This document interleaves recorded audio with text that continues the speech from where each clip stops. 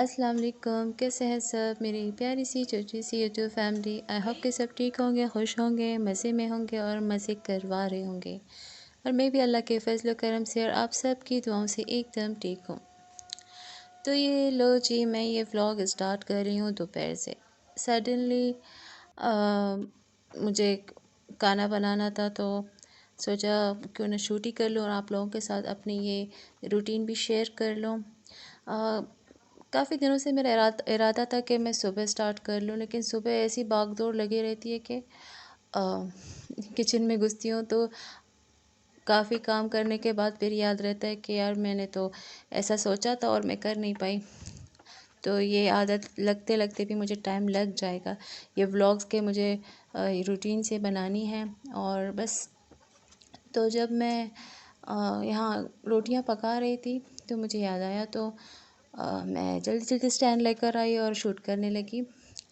तो सुबह उठो तो बहुत मसला होता है कि आज खाने में क्या बनाना है। ये तो बहुत बड़ा हेडेक का काम है।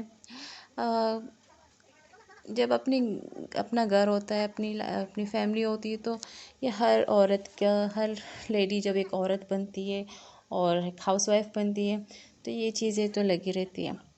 तो आज इरादा था कि रोटियां पकाऊंगी, क्योंकि मैं रोज़ चावल नहीं बनाती। मतलब एक गैप रखती हूँ, 2 दिन अगर रोटियां तो फिर एक दिन बीच में चावल, इस तरह करती हूँ मैं, ताकि वो चीज़ एक मेंटेन रहे। रोज़ रोज़ कौन चावल खाएगा। लोग कहते हैं कि उन लोगों को पसंद होती है चावल। हाँ, अच्छी बात है, पसंद है, सबको है, मुझे भी है, लेकिन उतनी नहीं, बोर हो जाती हूँ फिर। वो वैरायटी रखनी पड़ती है। तो मैंने सोचा कि काफ़ी दिन गोश्त और मुर्गी ये सब चीज़ें हो गई हैं, तो आज दाल खाया जाए। तो दाल में भी 2 किस्म तो बहुत सारी हैं, लेकिन मेरी फेवरेट 2 ही हैं ना। एक जो पीली दाल है, मुझे नहीं पता उसको क्या बोलते हैं, और एक चने की दाल है। तो सोचा चने की दाल काफ़ी दिन से नहीं बनाई थी, तो आज चने की दाल बनाते हैं। नॉर्मली सालन से सोचा कि चलो कुछ डिफरेंट करते हैं, आज कबाब ट्राई करते हैं। तो सबसे पहले सुबह सुबह मैं उठी तो मैंने दाल चढ़ाई उबालने के लिए, और उसी में मैंने, मतलब जो मैं कबाब बनाती हूँ उसमें इंग्रेडिएंट साथ में डालती हूँ। तो मैंने आटा भी गूंद के रख दिया। सबसे पहले मैंने जब वो चीज़ें मेरी बन गई थी, दाल वगैरह, तो मैंने सोचा कबाब तो बस जब फटाफट फ्राई हो जाएंगे, शैलो फ्राई हो जाएंगे, तो रोटियां मैंने पका ली, क्योंकि ये बहुत हेडेक है कि इनको पकने में टाइम लगता है। तो यहाँ मैंने रोटियां पका ली, और ये रही मेरी दाल जो मैंने उबलने के लिए रख दी थी। इसमें मैंने प्याज डाली थी और साबित गरम मसाले, साथ में एक आलू, और मीडियम साइज़ का आलू हो, साथ में मसाले। आपके पास कोई भी, आप खुले मसाले भी डाल सकते हैं, या फिर उसमें क्या कहते हैं, टिक्का मसाला आपके पास हो, कबाब मसाला अगर रेडीमेड हो तो वो भी डाल सकते हैं, कोई इशू नहीं है। टेस्ट बहुत ज़बरदस्त आएगा। अगर वो भी नहीं है तो कोई भी और मसाला हो जो नॉर्मल सालन में डलता है वो भी डाल सकते हैं।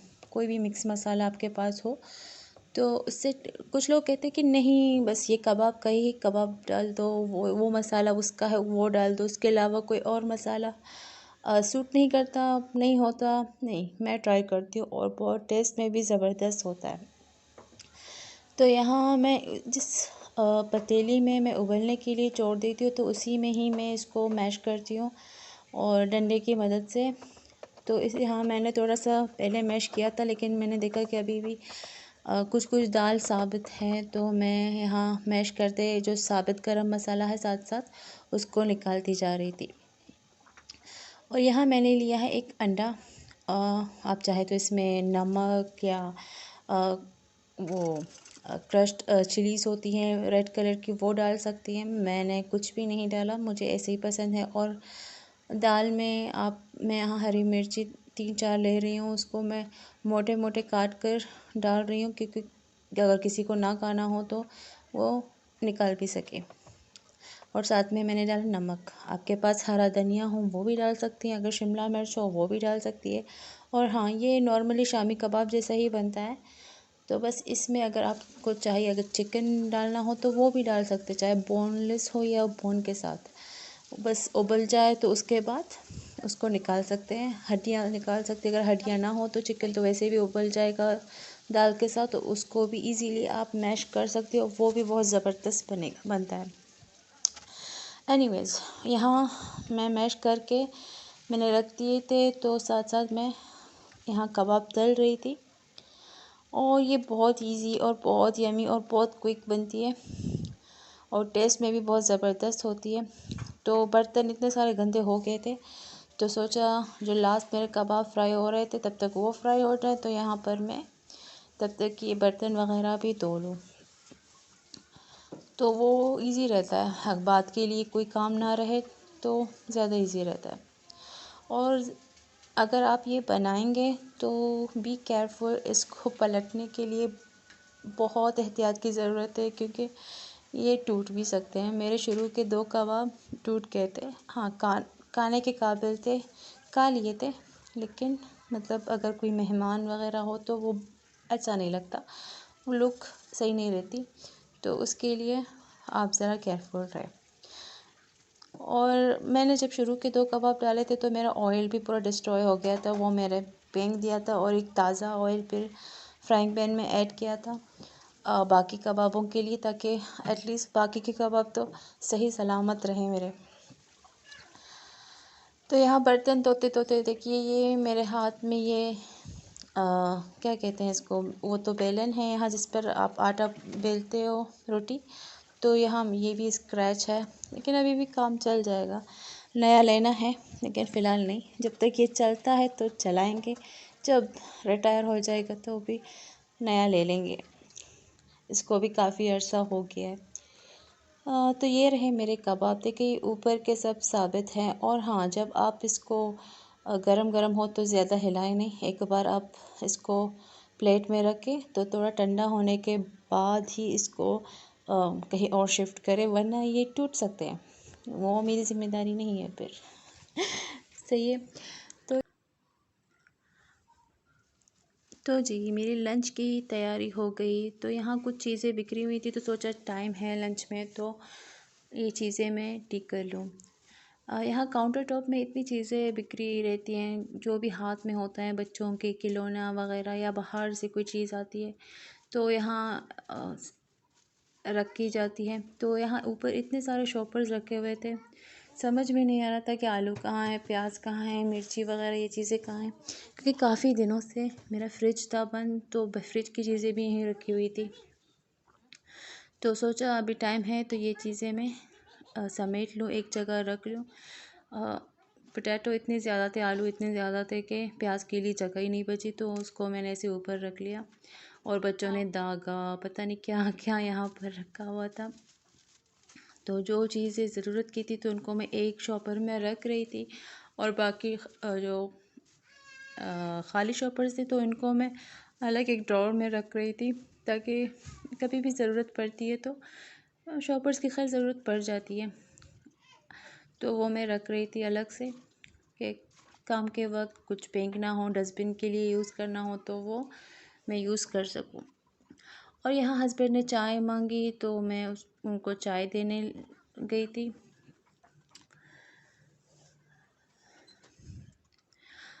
किचन की मेरी बहुत सारी काम हैं, क्योंकि ऐसा होता है कि बहुत सारे मेरे कैबिनेट्स अभी मैं सेट कर चुकी हूँ, लेकिन चीज़ें निकालो फिर रखो तो वो चीज़ें उलट पुलट हो जाती हैं, तो मैं वक्तन फ़वक्तन ठीक करती हूँ, लेकिन एक साथ मुझसे होती नहीं है।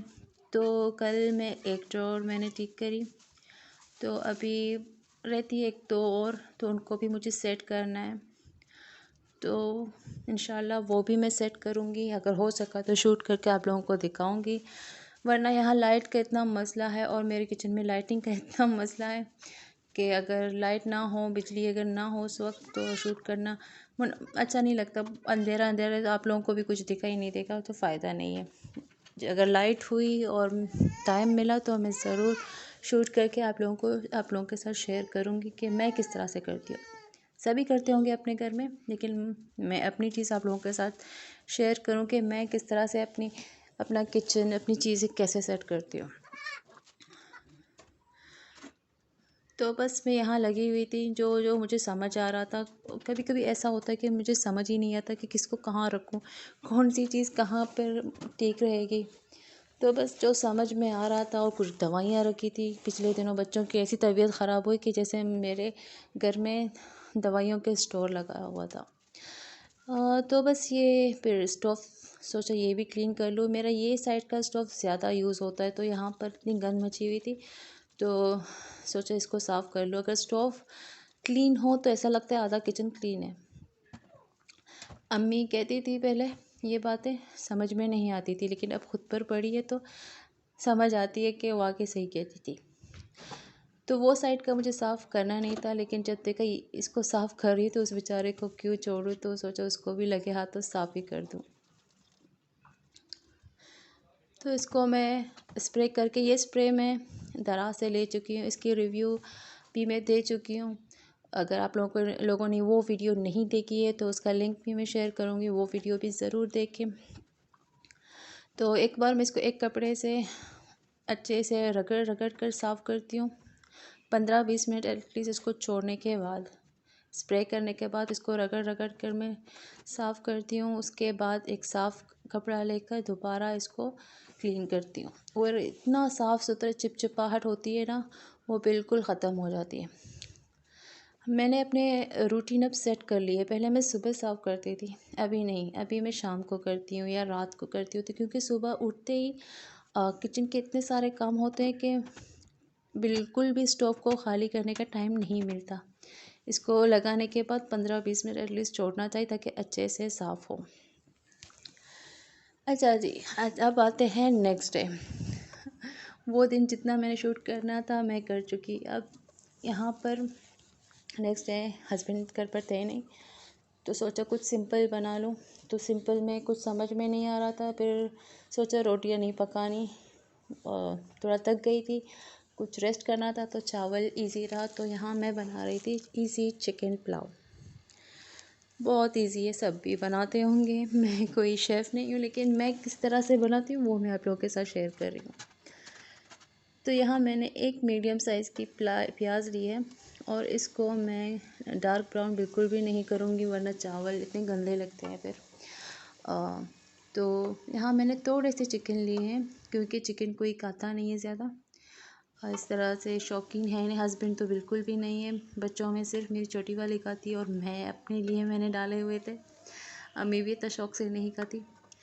तो यहाँ पर मैंने प्याज के बाद डाले अदरक लहसुन, उसको थोड़ा सा भुना, फिर डाले चिकन, और फिर चली गई गैस। जो मसला होता है, इसी मसले की वजह से मैं सुबह जल्दी उठकर लगी रहती हूँ किचन में, कि ताकि मेरा खाना, बच्चों का टाइम से खाना मिल जाए, और ये चीज़ों से मैं फ़ारिग हो जाऊँ। लेकिन ये गैस का मसला बहुत है। चलो, साइड में सिलेंडर है तो वो उस पर मैंने चढ़ा दिया। और यहाँ मेरे पुलाव में यूनिक क्या है, इसमें मैं डालती हूँ आलू। पहले नहीं डाले थे, फर्स्ट टाइम डाल रही हूँ, क्योंकि मेरी बड़ी वाली को आलू बहुत शौक से खाती है, और कुछ खाती नहीं है। तो सोचा ताकि उसका पेट भर जाए। तो यहाँ मैंने डाले आलू, उसको थोड़ा सा भूना, और ये इतना मसला रहता है इस नॉर्मल गैस में इजीली आप पका सकते हो, लेकिन ये जो सिलेंडर है ना, इसमें कम और ज़्यादा करने में बहुत प्रॉब्लम होती है। तो यार मैंने अच्छा खासा पानी डाला, फिर मैं चेक कर रही थी कि आलू उबले कि नहीं उबले, तो सॉरी गले कि नहीं गले, मेरा माइंड पता नहीं कहाँ पर है। तो यहाँ आलू तकरीबन 90% गल चुके थे, तो मैंने डाल दिए चावल, क्योंकि 10% थोड़ा सा कसर रहे बाद में दम पे लगाने के लिए, वरना वो इतना चूरा चूरा सा हो जाता है, हलवा बन जाता है आलू का फिर।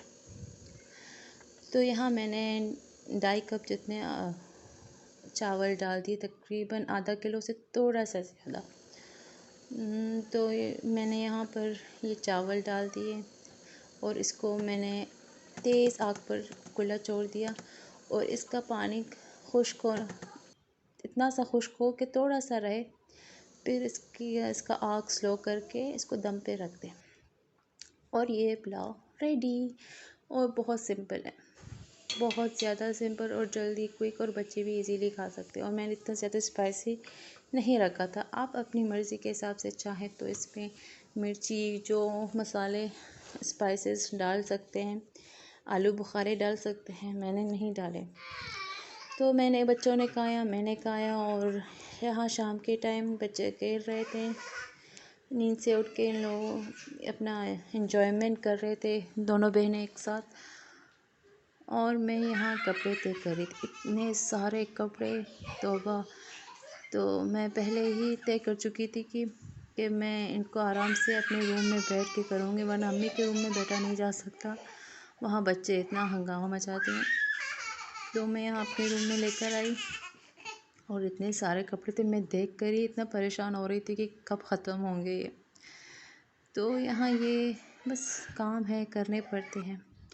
एनीवेज़, फिर हो गई रात, और मेरे हस्बैंड लेकर आए मेरी फेवरेट स्वीट रसमलाई। ओ यम यम यम यम यम यम।